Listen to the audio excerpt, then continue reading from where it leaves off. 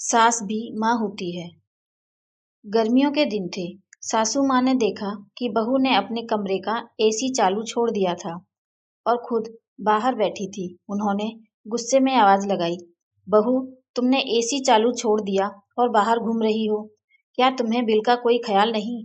अगर तुम्हें खुद बिल भरना पड़ता तब समझ में आता। फिर एक तीखी बात जोड़ी, तुम लोगों को तो क्या चिंता, अभी ससुर जी बिल भरते हैं, इसलिए सब कुछ बेपरवाह चलता है। बहू चुपचाप कमरे में जाकर एसी बंद करने लगी। सासू माँ की बातें सुनकर पति को लगा कि कहीं नई नवेली पत्नी को शायद बुरा न लग जाए। वह उसके पीछे पीछे कमरे में गया और उसे समझाने की कोशिश की। उसने कहा, माँ की बातों का बुरा मत मानना, वे बस यूं ही बोल देती हैं।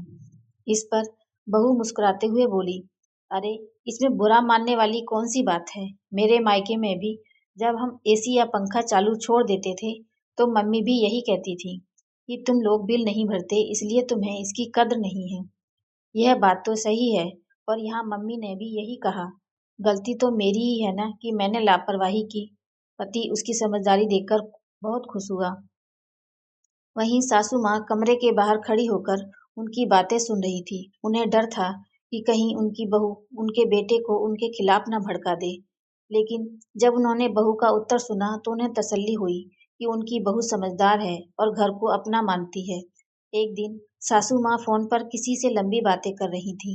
खाना उनकी थाली में रखा ठंडा हो चुका था और दवाई भी समय पर नहीं खा रही थी।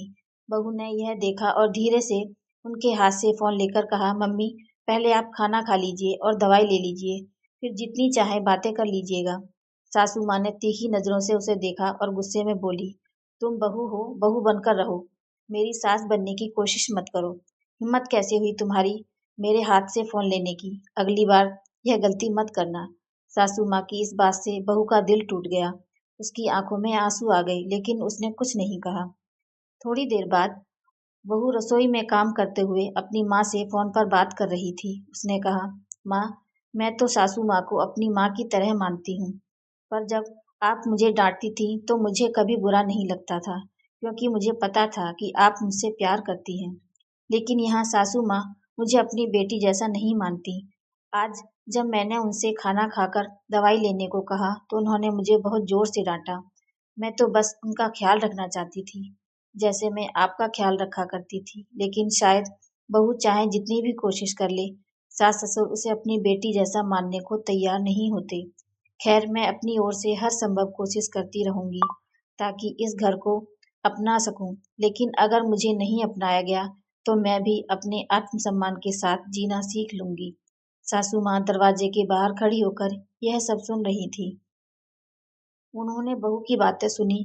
उन्हें अपनी गलती का एहसास हुआ। उन्हें समझ में आया कि बहू ने उन्हें अपनी माँ की तरह माना है और उनका हर तरह से ख्याल रखने की कोशिश कर रही है। सासू माँ ने तुरंत रसोई में जाकर बहू को गले से लगा लिया। उन्होंने कहा, बेटा, मुझे माफ कर दे, मैंने तुम्हारी भावनाओं को समझने में गलती की। आज से तुम ही मेरी दवाइयाँ समय पर दिया करना। अगर मैं देर करूँ तो अपनी मम्मी की तरह डांट लगाकर दवाई खिला देना। अब तुम इस घर की बहू ही नहीं बल्कि इसकी असली बेटी हो। इस घर की जिम्मेदारी तुम्हारे कंधों पर है और मैं हर कदम पर तुम्हारे साथ हूँ। सासू माँ के इन शब्दों ने बहू की आंसुओं को मुस्कान में बदल दिया। उन्होंने महसूस किया कि सासू माँ ने उन्हें दिल से अपनाया है। इस घटना ने पूरे परिवार में एक नई ऊर्जा भर दी। सास बहू का रिश्ता अब केवल नाम का नहीं रहा, बल्कि उसमें सच्चा प्यार और समझ आ गई।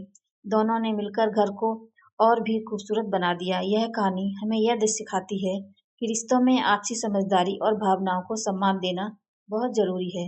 रिश्ते दो तरफा होते हैं, उन्हें निभाने के लिए दोनों पक्षों को प्रयास करना पड़ता है।